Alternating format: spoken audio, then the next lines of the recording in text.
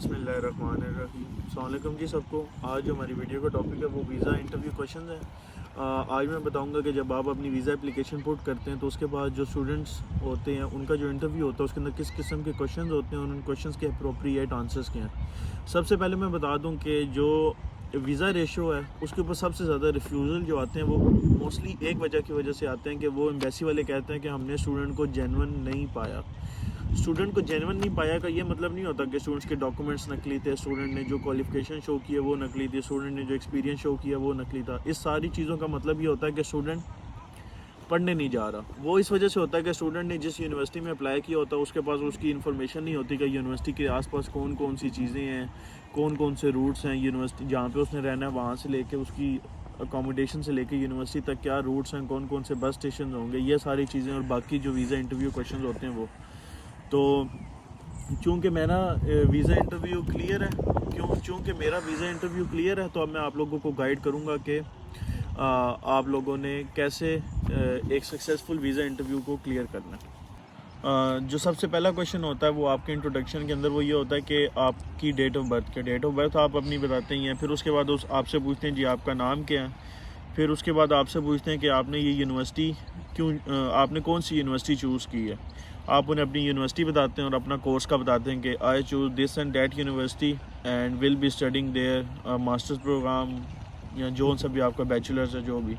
फिर वो आपसे वही एक बात पूछते हैं कि आपने यूके क्यों चूज़ किया। फिर आप उन्हें बता सकते हैं कि यूके एजुकेशन में सबसे अच्छा है, यूके मल्टी कल्चर कंट्री है, यूके की जो यूनिवर्सिटीज़ हैं उनकी रिसर्च क्वालिटी और एजुकेशन क्वालिटी बहुत अच्छी है। बजाय इसके कि सिर्फ वो एजुकेशन पे दें, वो एक्सपीरियंस भी बच्चों को देते हैं। फिर उसके अंदर ये हो सकता है कि जो यूके के जो एम्प्लॉयर हैं वो यूके के ग्रेजुएट स्टूडेंट्स को ज़्यादा काउंट करते हैं in terms of when hiring for a specific job. तो आप ये बता सकते हैं। फिर उसके बाद हो सकता है कि आपने यूनिवर्सिटी क्यों चूज़ की, जिस भी यूनिवर्सिटी में आपने अप्लाई किया भाई या जिसकी वजह से आपको कैश लेटर आया और उस यूनिवर्सिटी की रैंकिंग क्या है। आप ये बता सकते हैं कि ये यूनिवर्सिटी क्यों चूज़ की। मैं तो ये रिकमेंड करूँगा कि आप अगर उस यूनिवर्सिटी की, क्योंकि पाकिस्तानी स्टूडेंट्स कुछ ऐसी यूनिवर्सिटी भी चूज़ कर लेते हैं जिनकी रैंकिंग कम होती है सिर्फ इस वजह से कि यूके में चले जाएँ और वहाँ का एक्सपोजर ले लें और थोड़े पैसे हों। तो आप अगर आपके पास कोई स्पेसिफिक वजह नहीं है तो आप ये कह सकते हैं कि मैंने ये यूनिवर्सिटी सिर्फ और सिर्फ इस कोर्स की वजह से चूज़ की है, इस कोर्स के अंदर ये चीज़ें हैं और इस वजह से मैंने ये यूनिवर्सिटी चूज़ की है। फिर रैंकिंग पूछेंगे तो आपने उन्हें रैंकिंग बतानी है कि जो गार्डियन यूनिवर्सिटी गाइड है उसके हिसाब से यूनिवर्सिटी की क्या रैंकिंग है, टीचर्स जो स्टाफ है उसकी क्या रैंकिंग है। आपने वो सारी चीज़ें इंटरनेट से आपको मिल जाएंगी। फिर उसके बाद पूछते हैं कि आप कौन सा कोर्स पढ़ने जा रहे हैं। आपने उस कोर्स का बताना है कि ये कोर्स पढ़ने जा रहा हूँ। ये प्लीज़ जिस भी यूनिवर्सिटी ने आपको कैश लेटर दिया है बिफोर अपीयरिंग इन इंटरव्यू आप उस यूनिवर्सिटी की वेबसाइट से गो थ्रू करें, उस यूनिवर्सिटी की वेबसाइट से, और जो सा कोर्स आपने अप्लाई किया उस यूनिवर्सिटी की वेबसाइट पे जाके अपने कोर्स मॉड्यूल देखें और ये देखें आप क्या क्या पढ़ेंगे।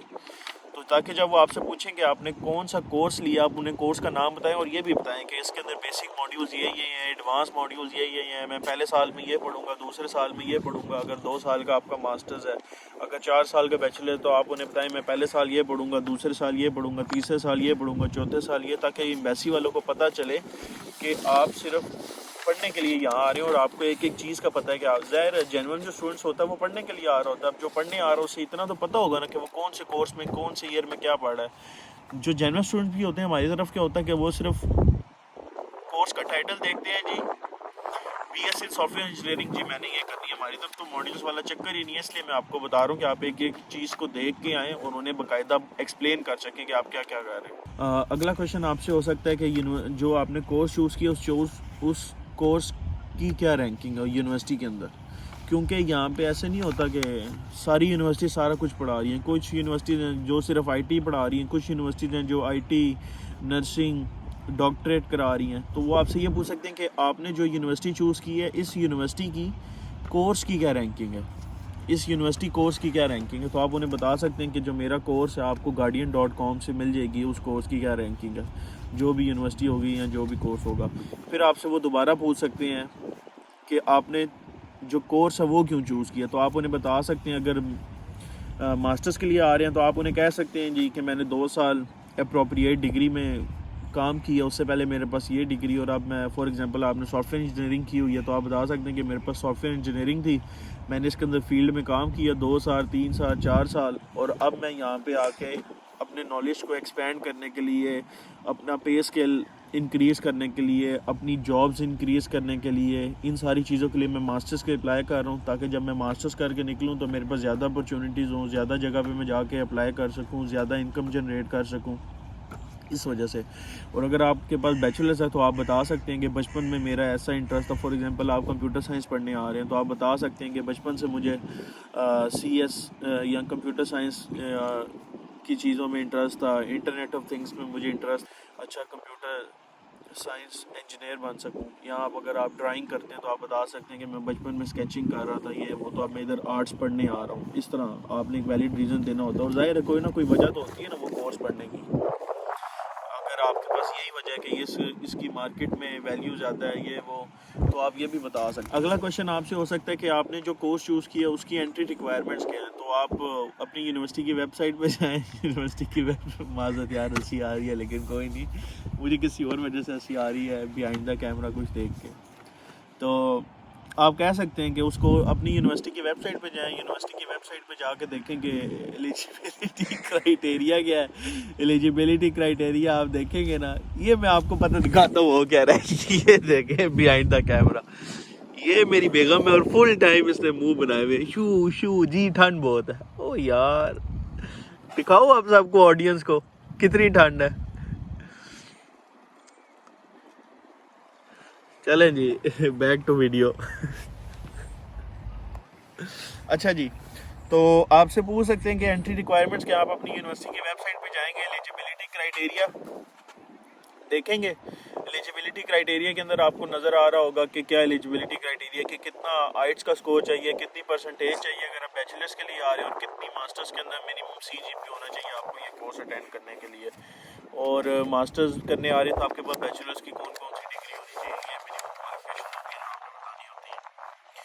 फिर वो कहते हैं कि आप जब ये कोर्स कर लेंगे तो इससे आपको क्या बेनिफिट्स होंगे, तो आप बता सकते हैं कि इसके बाद मेरा इंटरेस्ट था, तो मार्केट के अंदर इस ऑक्यूपेशन की नीड भी बहुत है, पे स्केल भी ज़्यादा है अगर आप बैचलर्स के लिए आ रहे हैं। अगर आप मास्टर्स के लिए आ रहे हैं तो आप बता सकते हैं कि मेरा इतने साल का एक्सपीरियंस है, इस कोर्स को करने के बाद मैं न्यू टेक्नोलॉजीज़, न्यू आर्किटेक्चर्स और इस तरह की चीज़ें सीख सकता हूँ, न्यू टेक्निक सीख सकता हूँ। इन टेक्निक्स को सीखने के बाद मेरा स्किल रेट और डिमांड बढ़ जाएगी, डिमांड और स्किल बढ़ने की वजह से मेरी पे स्केल हाई हो जाएगा, जिसकी वजह से I would be beneficial from this course. आप ये भी बता सकते हैं। फिर वो आपसे पूछ सकते हैं कि आपने कोई और यूनिवर्सिटी चूज़ की थी, तो आप उन्हें बताते हैं कि आपने इस यूनिवर्सिटी में अप्लाई करने के साथ साथ और कौन कौन सी यूनिवर्सिटीज़ में अप्लाई किया था, और ये भी बता सकते हैं कि वो यूनिवर्सिटी क्यों नहीं चूज़ की, ये क्यों चूज़ की। तो आप बता सकते हैं रैंकिंग की वजह से, कोर्स की वजह से, फ़ी की वजह से। और ये मैं सबको रिकमेंड करूँगा यहाँ पे कि जब भी कोई UK आए सिर्फ एक यूनिवर्सिटी में ना अप्लाई करें, क्योंकि जब आप एक यूनिवर्सिटी में अप्लाई करते हैं तो UKVI वाले कहते हैं कि अगर देखो आप जेन्युइन स्टूडेंट थे तो आपने कोई और ऑप्शन एक्सप्लोर ही नहीं किया। फॉर एग्जांपल एक जगह पे 200 यूनिवर्सिटीज़ हैं, ठीक है, अब आपने एक यूनिवर्सिटी चूज़ कर ली, उसमें ही अप्लाई किया, अगर आपका एडमिशन नहीं होता तो आपके पास सेकंड ऑप्शन ही नहीं था। इसका मतलब है कि आप किसी और काम से आ रहे थे, कुछ और सोच के आ रहे थे, जाना है तो सिर्फ उस जगह जाना है वरना नहीं जाना। तो इस वजह से मैं आप सबको रिकमेंड करूँगा कि जब भी UK के लिए अप्लाई करें एज अ स्टूडेंट, एक से ज़्यादा यूनिवर्सिटीज़ में अप्लाई करें, जिस यूनिवर्सिटी में आपका दिल है उसके बाद आप चूज़ कर लें। फिर उसके बाद आप बता सकते हैं कि जिस यूनिवर्सिटी में अप्लाई किया था उसके कोर्सेज यही थे, उसके कोर्स मॉड्यूल्स यही थे, ताकि आपको पता हो। और उनकी रैंकिंग्स भी आपने बतानी होती है कि उन यूनिवर्सिटीज़ की क्या रैंकिंग थी। फिर उसके बाद वो आपसे अपनी ट्यूशन फ़ी का पूछते हैं कि पर ईयर आपकी क्या ट्यूशन फ़ी है, तो आपने बतानी होती है जिस यूनिवर्सिटी में जा रहे हैं उसकी ट्यूशन फ़ी क्या है, 7,000 पाउंड्स, 800 पाउंड्स, 10,000 पाउंड्स, 1,300 पाउंड्स, जो भी फ़ीस हो आपने बतानी है। फिर आपसे पूछते हैं आपको कोई स्कॉलरशिप मिली है कि नहीं, तो मोस्टली जो स्टूडेंट्स आते हैं पाकिस्तान से 2,000 पाउंड, 3,000 पाउंड, 5,000 पाउंड, 10,000 पाउंड की उन्हें स्कॉलरशिप मिली होती हैं। अगर नहीं मिली तो आप बता सकते हैं कि मुझे कोई स्कॉलरशिप अपॉर्चुनिटी या कोई स्कॉलरशिप नहीं यूनिवर्सिटी की तरफ से दिया गया। फिर आप उन्हें बताते हैं कि आपकी कितनी ट्यूशन फ़ी है रिमेनिंग। फिर आप उन्हें ये बताते हैं कि आपने कितने पैसे दे दिए। आपसे पूछते हैं कि have you paid any part of a tuition fee as a initial deposit, तो आप उन्हें बताते हैं कि जी मैंने 4,000 पाउंड, 10,000 पाउंड, तो आप कहते हैं कि मैं यहाँ से लेके जाऊँगा और जब एक बार यूके लैंड कर जाऊँगा तो बाकी यूनिवर्सिटी की जो फ़ी है वो इंस्टॉलमेंट्स में दे दूँगा। फिर वो आपसे यूनिवर्सिटी का एड्रेस पूछते हैं और ये पूछते हैं कि आप यूनिवर्सिटी कैसे जाएंगे, यानी कि अपने मुल्क से यूनिवर्सिटी तक का क्या। तो आप बताएंगे कि फॉर एग्जांपल मैं इस्लामाबाद से ट्रैवल करूँगा लंदन से मैनचेस्टर से फॉर एग्जांपल जो भी आपका रूट बनता होगा आपने वो बताना। और आपने एयरपोर्ट के फॉर एग्जांपल आसपास कोई एयरपोर्ट लगता है मैनचेस्टर, तो मैनचेस्टर से आप अपनी यूनिवर्सिटी तक जो बस जाती होगी आपकी अकोमोडेशन तक आपने वो भी उन्हें बतानी होती है कि इस बस में जाऊँगा, इस बस का इतना फेयर होगा 40 पाउंड्स 20 पाउंड्स वन साइडेड का। तो आपने ये भी रिसर्च आपने पूरी करनी है। आपके पास आपसे यूनिवर्सिटी का पोस्टल कोड पूछेंगे, आपकी अकोमोडेशन का पोस्टल कोड पूछते हैं, आपकी अकोमोडेशन का एड्रेस पूछते हैं, फिर आपसे पूछते हैं कि जो आपने हमें अपनी अकोमोडेशन का एड्रेस दिया है, चूँकि आजकल कोविड चल रहा है तो वो आपसे कहते हैं कि जब एज ए इंटरनेशनल स्टूडेंट आप इस मुल्क में आते हैं तो आपने यहाँ पे आके 14 डेज़ का क्वारंटीन करना होता है। तो आप उन्हें बताते हैं कि मेरा जो अकोमोडेशन का एड्रेस था और जो क्वारंटीन का एड्रेस है वो सेम होगा, मैं वहाँ पे रुकूंगा। फिर वो आपसे थोड़ी सी आपकी अकोमोडेशन की इन्फॉर्मेशन लेते हैं कि आपकी अकोमोडेशन की कॉस्ट क्या है। आप बता सकते हैं 500 pounds per month including all bills, जो भी आपकी अकोमोडेशन हो। और वीज़ा इंटरव्यू के लिए जब आप अप्लाई करें तो काइंडली जो भी आपके पास प्रूफ ऑफ अकोमोडेशन है कि आपने अगर किसी टेनेंट से बात की है, लैंडलॉर्ड से बात की है या कुछ डिपॉजिट इनिशियल पे की है 100 पाउंड 200 पाउंड, तो वो आप वो सारी चीज़ें उन्हें जमा साथ कराएं। ये आपके केस को थोड़ा सा स्ट्रॉन्ग कर देगा। फिर उसके बाद वो पूछते हैं कि आपकी इंटेंशंस क्या है। ये बहुत इंपॉर्टेंट क्वेश्चन है कि जब वो आपसे पूछते हैं कि आपकी डिग्री हो गई उसके बाद आपकी इंटेंशन क्या है, तो आप उन्हें बताएंगे कि मेरी इंटेंशन ये है कि मैंने यहाँ से जॉब यहाँ पे थोड़ा सा एक्सपीरियंस लेना है। अगर आपका प्लेसमेंट वाला है, अगर आपका प्लेसमेंट वाला मास्टर्स नहीं है तो आप उन्हें कह सकते हैं कि मैंने यहाँ से डिग्री करनी है, बैक इन पाकिस्तान जाके मैंने अपना बिज़नेस डेवलप करना है और वहाँ से अर्निंग करनी है। आपका क्वेश्चन यही होना चाहिए। या आप कुछ अच्छी कंपनीज़ के नाम ले सकते हैं कि मैं पाकिस्तान में जाके इन कंपनीज़ को ज्वाइन करूँगा, ये मेरा ख्वाब और इन कंपनी से मैं पैसे जनरेट करूँगा।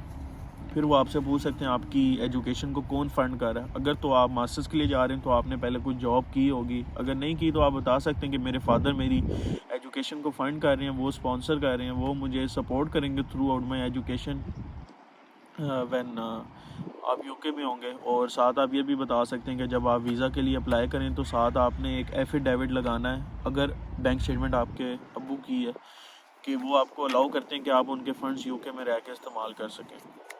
फिर वो आपसे अगर आपके फादर की होंगे तो मोस्टली फिर आपसे वो ये क्वेश्चन पूछेंगे कि आपके वालिद साहब क्या करते हैं, एक साल में कितना पैसा कमा लेते हैं। तो जब वो एक साल में कमाने वाली बात है वो आपने बतानी होती है 8 से 10 लाख रुपए पर मंथ आपने बताना होता है कि इतने पैसे वो जनरेट करते हैं। ज़ाहिर है जब 8 से 10 लाख रुपए महीना कमाते होंगे तभी बच्चे को 26 लाख रुपए साल में पढ़ा सकेंगे ना। मिनिमम जो मैं आपको पाकिस्तानी ट्यूशन फ़ी बता रहा हूँ 26 से 27 लाख रुपए बनती है एक साल का। तो इस वजह से प्रूफ तो वो वैसे कोई नहीं मांगते कि आपके पास क्या प्रूफ है कि इतने पैसे जनरेट करते हैं, क्योंकि आपको पता है 32 महीने से पाकिस्तान में टैक्सेस FBR और इस तरह का कोई सिस्टम नहीं है, हर चीज़ ऑनलाइन ही होती है, इस वजह से आपको एक एडवांटेज मिल जाता है। फिर वो आपसे पूछते हैं कि आपके फादर पर कितने डिपेंडेंट्स हैं। फिर अगर आपकी स्टडी के दौरान कोई गैप हो तो आपसे वो पूछते हैं कि ये गैप एक्सपीरियंस था, मैंने ये काम किया, इस फील्ड में ये काम किया, इतने साल यहाँ काम किए, इन टेक्नोलॉजीज़ में काम किया। और आपको बाकायदा डेट्स याद होनी चाहिए जो आपने उन्हें CV दी होती है उसके अंदर। कि फॉर एग्जांपल मैंने ऑर्गेनाइजेशन 1 में जुलाई से मई तक काम किया, ऑर्गेनाइजेशन 2 में जून से अक्टूबर तक काम किया, ऑर्गेनाइजेशन 3 में यहाँ से यहाँ तक काम किया विद ईयर्स। फिर वो बताते हैं कि अब चूँकि ये कोविड चल रहा है तो वो आपसे पूछते हैं कि आपका मोड ऑफ़ एजुकेशन क्या होगा यूके के अंदर। तो मोस्टली यूनिवर्सिटीज़ का जो मोड ऑफ़ एजुकेशन है वो हाइब्रिड है और एक ऑनलाइन एजुकेशन मोड है। ऑनलाइन के अंदर ये होता है कि आपने सारी की सारी क्लासेस ऑनलाइन अटेंड करनी होती है। हाइब्रिड के अंदर ये होता है कि आपकी जो लैब्स होती हैं वो यूनिवर्सिटी के अंदर होती हैं और आपकी जो बाकी क्लासेस होती हैं ऑनलाइन होती हैं, जैसे मेरी यूनिवर्सिटीज़ की हो रही है कि हफ्ते में मैंने सिर्फ 2 या 3 लैब्स के लिए यूनिवर्सिटी जाना होता है और बाकी सारी क्लासेस मेरी घर बैठ के ही होती हैं, ऑनलाइन लेक्चर्स डिलीवर होते हैं। तो आपने उन्हें ये बताना होता है। और फिर आप ये भी कह सकते हैं कि सेमेस्टर 1 में हाइब्रिड होगा और वी एक्सपेक्ट कि सेमेस्टर 2 में ऑन कैंपस क्लासेस होंगी। फिर आपसे वो पूछते हैं कि आपने यूके में तो ठीक है आपने कुछ यूनिवर्सिटीज़ एक्सप्लोर की, हमारी यूनिवर्सिटी को चूज़ कर लिया। वो पूछते हैं आपने बैक इन कंट्री, जिस कंट्री से आप लोग आ रहे हैं उस कंट्री के अंदर आपने क्या कोई ऑप्शन चूज़ किया कि नहीं। तो आप वहाँ की जो 2-3 अच्छी यूनिवर्सिटीज़ हैं उनके नाम ले सकते हैं, जैसे पाकिस्तान में नस्ट है, इंडिया में आप अच्छी सी 1-2 यूनिवर्सिटीज़ के नाम ले सकते हैं, बांग्लादेश में, श्रीलंका में, जहाँ पे भी आप लोग अपने मुल्क की 1-2 अच्छी यूनिवर्सिटीज़ के नाम ले सकते हैं। और आप उसको जो अच्छा बात होती है आप इस चीज़ पे डिनाई कर सकते हैं कि उस यूनिवर्सिटी के अंदर क्वालिटी ऑफ एजुकेशन अच्छी नहीं है, रिसर्च आउटपुट अच्छी नहीं है, रिसर्च क्वालिटी अच्छी नहीं है। और आप ये भी कह सकते हैं कि उस यूनिवर्सिटी के अंदर जो कोर्स यहाँ पढ़ाए जा रहे हैं वहाँ पे पढ़ाए तो जा रहे हैं लेकिन आउटडेटेड है मोस्टली कोर्स, तो इस वजह से मैंने चूज़ किया कि मैं यूके आके पढूँ। फिर वो आपसे पूछते हैं कि आपको कोई फ्रेंड या रिलेटिव यूके में है, तो इसको आपने हमेशा नो कहना होता है। वो इस वजह से एक ऑब्जेक्शन वो लगाते हैं कि स्टूडेंट जो है उसको हमने जो है वो इतना नहीं समझा कि वो सीरियस स्टूडेंट है या वो स्टूडेंट्स ही है, किसी और इरादे से नहीं जा रहा। दूसरा ऑब्जेक्शन वो ये लगाते हैं कि स्टूडेंट की वहाँ पे रिलेटिव भी हैं, फैमिली भी है, तो ये वहाँ पे जाके सेट हो जाएगा, वापस कभी नहीं आएगा, देख इलीगल रहना शुरू कर देगा। इस वजह से वो इस पर भी डिनाई करते हैं मोस्टली स्टूडेंट वीज़ा, तो आपने इसको भी नो कहना होता है। फिर वो कहते हैं कि आपने किसी वीज़ा कंसल्टेंसी फर्म से कहीं से असिस्टेंस ली है कि नहीं लिया अपनी एप्लीकेशन को पूरा फिल करने में, ये वो। तो अगर आपने लिया तो आप उन्हें बता सकते हैं, नहीं ली तो नहीं। मेरे केस में नो है। और लास्ट में मैं इस वीडियो के लास्ट में मैं आपसे कुछ शेयर करना चाहूँगा। मैं पहले क्वेश्चंस गो थ्रू कर लूँ और ये सारे जो क्वेश्चंस हैं मैं इंशाल्लाह डिस्क्रिप्शन में अटैच करूँगा, एक फ़ाइल बना के गूगल ड्राइव की आपके साथ अपलोड करूँगा ताकि आप लोग इन सब क्वेश्चन से गो थ्रू कर सकें। फिर वो आपसे जिस भी एरिया में जा रहे हैं उस एरिया के बारे में पूछते हैं तो आप उधर बता सकते हैं ये टाउन है और अफोर्डेबल है और यहाँ पे जो सारी चीज़ें हैं टेक अवे, आप इसके अंदर जो किसी भी टाउन के साथ वैसे ही है तो हो जाएगा कि आप बता सकते हैं कि उसके अंदर सारी फैसिलिटीज़ हैं स्टूडेंट्स के लिए। ठीक है जी, कॉस्ट ऑफ लिविंग अफोर्डेबल है इफ़ आउटसाइड लंदन आप जा रहे हैं। और आप ये बता सकते हैं कि नाइट क्लब्स और जो बार्स हैं टाउन में वो भी है, वहाँ पे भी जाके हैंग आउट कर सकते हैं। फिर उसके आप बता सकते हैं कि इजीली एक्सेसिबल हैं आपकी सारी शॉप्स आपकी अकोमोडेशन से, जिसके अंदर स्ट्रीट फूड्स आती हैं, प्लेसेस टू ईट आती है। और आप ये भी बता सकते हैं वहाँ पे रेस्टोरेंट्स, टेक अवे और वैरायटी ऑफ इंटरनेशनल फूड है जिसकी वजह से आपको कोई मसला नहीं होगा। आप कह सकते हैं हलाल फूड है अगर आप पाकिस्तान से हैं, आप इंडियंस कह सकते हैं veg non veg easily accessible है। तो हम लोग आगे आपसे पूछ सकते हैं कि आप कोई काम कर रहे हैं। अगर आप अपने मुल्क में कोई करंटली एम्प्लॉयड हैं तो आपसे पूछते हैं कि करंट सर्कमस्टांसिस क्या हैं, आपकी एम्प्लॉयमेंट हिस्ट्री क्या और आपने कितनी सेविंग जनरेट की है। तो अगर तो आपने शुरू में कहा होगा कि मैं अपनी स्टडी को फ़ंड कर रहा हूँ तो आप कह सकते हैं कि जो भी आपने बैंक स्टेटमेंट जनरेट की है कि ये मैंने अपनी सेविंग से जनरेट की है। अगर आपने कहा कि मेरे फादर्स कर रहे हैं तो आप कोई भी अमाउंट बता सकते हैं कि मेरी इतनी अमाउंट मैंने सेव की थी और वो मैंने अपनी एजुकेशन में कंट्रीब्यूट कर दी, जो भी इनिशियल डिपॉजिट दिया। फिर उसके बाद पूछते हैं कि आपने अपनी फ़ीस के लिए, एजुकेशन के लिए कोई लोन तो नहीं लिया। आप कह सकते हैं मैंने कोई लोन नहीं लिया। फिर उसके बाद पूछते हैं कि जब आप टायर 4 वीज़ा पे यूके आएंगे तो आप काम करना पसंद करते हैं कि नहीं। तो आप उन्हें कह सकते हैं कि मेरा अभी तो जाते साथ काम करने का कोई इरादा नहीं है क्योंकि मेरे पास इतना बैलेंस है जो मैंने बैंक स्टेटमेंट में शो किया कि मैं जाके आराम से रह भी लूँ और अपनी ट्यूशन फ़ी भी कवर कर लूँ। फिर आप कह सकते हैं कि as a tier 4 guideline I am allowed to work 20 hours a week. और मैं सोचूंगा जाके काम करने का कि अगर मुझे मेरे कोर्स ने अलाउ किया, यानी कि जो कोर्स बर्डन है उसने मुझे अलाउ किया तो मैं जाके काम करूंगा, वरना नहीं। यानी कि आपका सारा फोकस इससे पता चलेगा कि आपकी एजुकेशन पे है। You are here to study not to work. ये चीज़ आपने उन्हें ज़रा फोकस में दिखानी होती है। फिर उसके बाद वो पूछते हैं कि before applying the university what option did you explore for studying a similar course in your home country.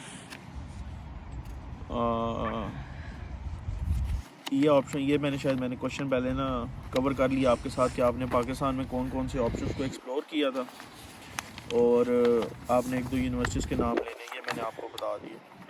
उसके बाद आपसे पूछ सकते हैं कि आप जब यूके आ रहे हैं तो अगर तो बैचलर्स के लिए आपने अप्लाई किया होगा तो आपसे तो नहीं पूछेंगे कि आप अपने साथ कोई डिपेंडेंट ला रहे हैं क्योंकि आपको अलाउ ही नहीं होता। लेकिन आप अगर मास्टर्स के लिए आ रहे हैं तो आपसे पूछ सकते हैं कि आप अपने साथ कोई डिपेंडेंट लेके आ रहे हैं कि नहीं। तो आप बता सकते हैं अगर ला रहे हैं कि I am bringing my wife along with me, या अगर आप नहीं ला रहे तो आप बता सकते हैं। अपने बच्चे भी आप वैसे डिपेंडेंट्स में ला सकते हैं। फिर पूछते हैं कि अगर आप कहते हैं कि मैं लेके आ रहा हूँ तो आपसे वो ये भी पूछ सकते हैं कि why taking spouse with you. तो आप कह सकते हैं कि मैं सूटेबल फील नहीं करता कि अपने डिपेंडेंट्स को मैं वहाँ पाकिस्तान में छोड़ के आऊँ, इंडिया में छोड़ के आऊँ, नेपाल श्रीलंका में जो भी कंट्री आपका मैं वहाँ पे छोड़ के आऊँ। दे कि वो मेरी रिस्पॉन्सिबिलिटी है और they will be with me, और I have sufficient funds that I have shown in bank statements, so this will not be a problem for me to living with them in UK. आप उन्हें बता सकते हैं कि जब मैंने अपने सफिशेंट फंड शो कर दिए, मेरे पास इतने पैसे भी हैं, तो उनके लिए कोई मसला नहीं होगा यूके में रहना, क्योंकि जो बैंक स्टेटमेंट है वो डिफ़र करती है स्पाउस वीज़ा के साथ और दूसरे डिपेंडेंट के साथ और इंडिविजुअल एप्लीकेंट की।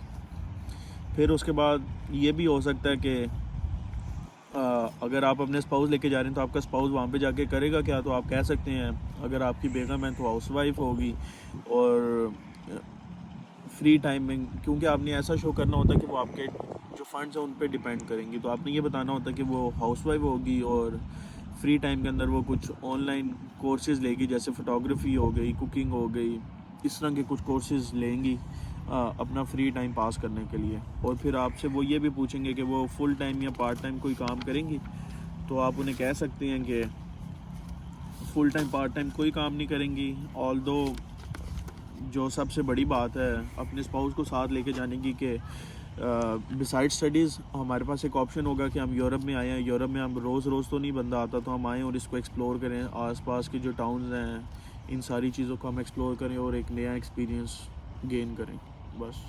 तो बाकी आप सबसे दरख्वास्त है, मेहनत बहुत हुई है इस वीडियो पे, काफ़ी सारी रिसर्च हुई है, सारे क्वेश्चंस लिखे हैं, फिर मैंने बाकायदा आप लोगों के लिए, जैसे पिछली जो वीडियो थी प्री कैश की, ये देखिए मैंने बाकायदा पूरे नोट्स बनाए हैं कि क्या क्या अप्रोप्रिएट आंसर्स होने चाहिए आपके, रिकॉल करके, क्योंकि मैं अभी दे के आया था वीज़ा इंटरव्यू।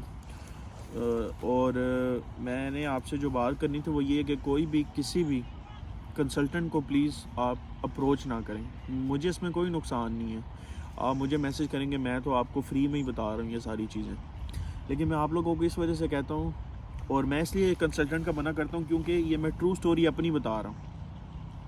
होता पता क्या है कि जब आप कंसल्टेंट को शुरू में आपसे एडवांस पैसे लेते हैं, और होता क्या है कि आप जब उन्हें अप्रोच करते हैं तो उसके बाद वो क्या करते हैं कि आप उनके पास, क्योंकि बल्क ऑफ स्टूडेंट्स होते हैं, बहुत सारे केसेस चल रहे होते हैं, तो कई बार आपको इग्नोर कर रहे होते हैं, कई बार कुछ कर रहे होते हैं। तो फिर मैंने ये शुरू में मैंने अप्लाई किया कंसल्टेंट के पास, मुझे रिस्पांस अच्छा नहीं आया, तो मैंने उससे दोबारा पूछा नहीं, फिर मैंने सारी अपने वीज़ा एप्लीकेशन और सारा जो प्रोसेस है गो थ्रू करके ख़ुद की है, एक एक चीज़ मैंने खुद की है।